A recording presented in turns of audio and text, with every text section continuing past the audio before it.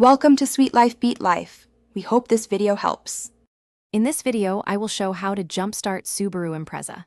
Position both cars safely, apply parking brakes, and turn off all accessories in both vehicles before touching cables. Identify the positive and negative terminals and check for corrosion or damage on the battery.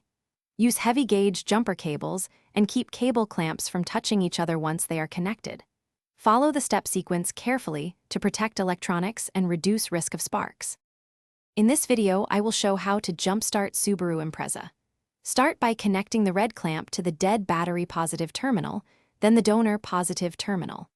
Next, attach the black clamp to the donor negative terminal, and finally clamp the remaining black to a clean metal ground on the Subaru away from the battery.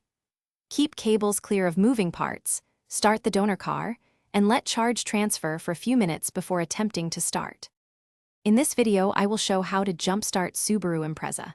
After charging, try to start the Subaru and avoid long cranking attempts to prevent overheating the starter. Once the car starts, let it idle for at least 5 to 10 minutes or drive gently to recharge the battery. If the vehicle struggles or warning lights appear, turn off and consult a mechanic. Finish by removing cables in reverse order and stowing equipment safely. Thanks for watching. Consider subscribing if we helped you.